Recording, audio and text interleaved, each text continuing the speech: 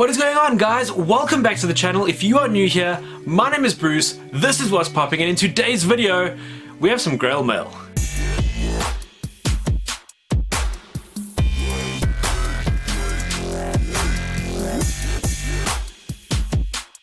That is right, guys. In today's video we're going to be unboxing some Grail Funko Pops that I recently picked up here in South Africa. Now, there's 3 figures in total, and these are figures that I've wanted for a very long time.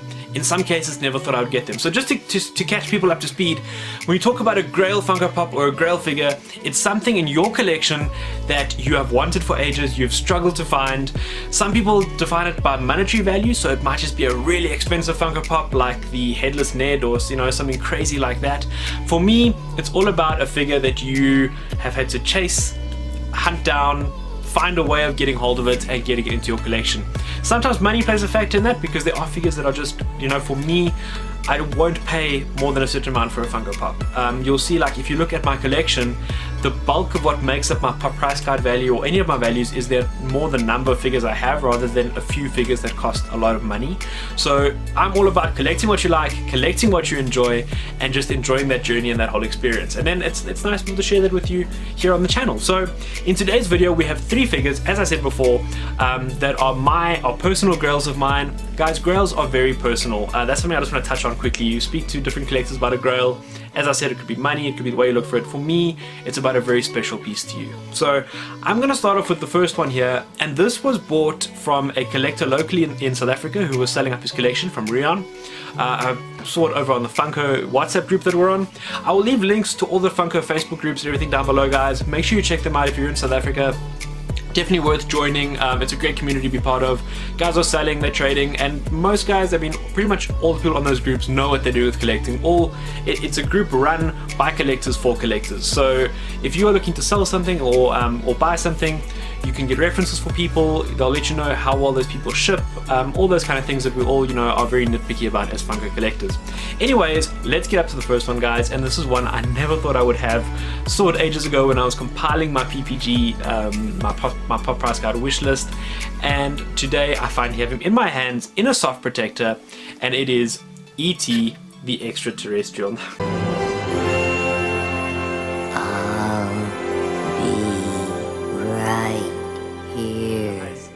This is an awesome figure. He is, of course, vaulted, which for anyone who doesn't know what that means they no longer make this figure. You cannot pick him up anywhere at the moment. They've stopped making him. They've retired the mold over at Funko. And if I look at the bottom here, he was made back in 2014. So for any of you guys who've been looking at the stickers on the bottom of your pops and you're not quite sure what it means, if you look at this sticker over here, the first 2 numbers there, so you'll have an FM or some sort of model serial number there, the first 2 numbers are the year that pop was produced. So this guy was produced back in 2014. Let's have a look at him out of the box, guys. And what I love most about this ET figure is the little smile on his face. I think that is so cute and just such a cool little detail. Most Funko figures don't have mouths or any other facial features besides the eyes. So I think that was a really nice touch, and it just sort of brings back that whole idea of him being a childhood icon, and I think it was one of the things that made him so likable for so many of us as a character when he was, when we were kids and first watching this movie. I've got he's got his finger sitting up there, and that's been nicely painted, so it looks like it's lighting up, and as well the little bit of extra paint over his heart, which was such a touching moment from the movie.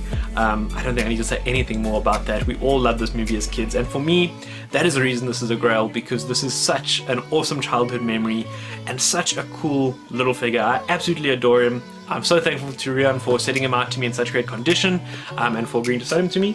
So absolutely adore this figure. He is going to stay in box in a pop protector. Despite all of my out of box pops, I do have some that I keep safe in pop protectors, and this is definitely going to be one of those. Right, guys, next up we have 2 out of box figures. Now, I got these from Louis LaRue, and anyone who is not familiar with Louis, he is a collector in South Africa. He is famous amongst collectors here for some of the cool stuff he has in his collection, and he's been selling a few out of box pops recently. He's been waffling some of them.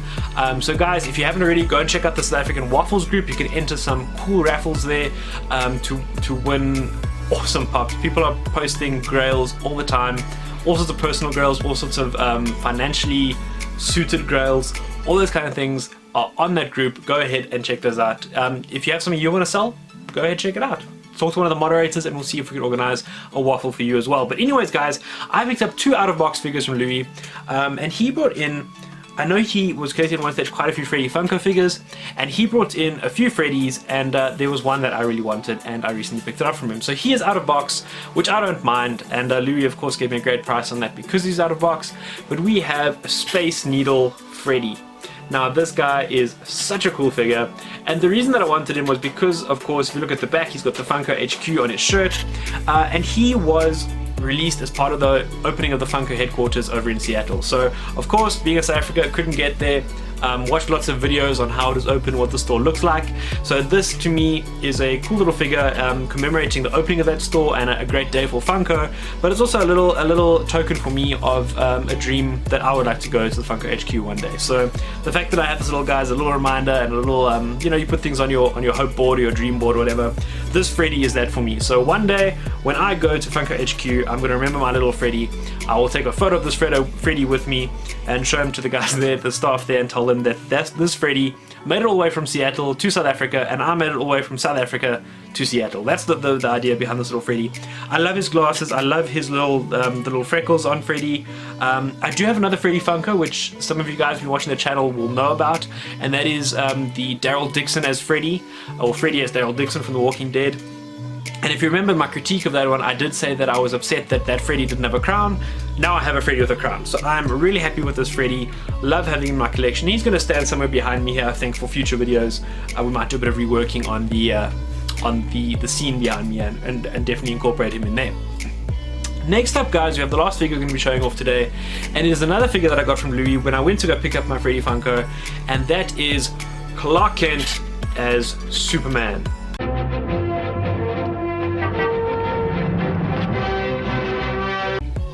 Now guys, this is just a really cool piece. I absolutely love this. Louis actually tried to make a Christmas decoration out of this guy. So you can see when you look at the back there, or if I can show you on the head, he's had a little drill mark made into his hat. So yeah, so Louis passed him off to me, and I absolutely love this guy. He's going to my Superman collection. I've been looking for a Clark Kent that's opening a shirt to go along with my Crypto the Superdog and my Flying Superman. The 80th anniversary one, which I picked up last year. So absolutely thrilled to have this guy in the collection. I see he's from Hot Topic, and he's actually worth quite a bit. Obviously in box and, you know, in a perfect condition, all that kind of thing. But I'm just happy to have him out of the box, have him with his glasses on, taking that iconic ripping the shirt off, the tie blowing in the wind. It's just that sort of typical Superman.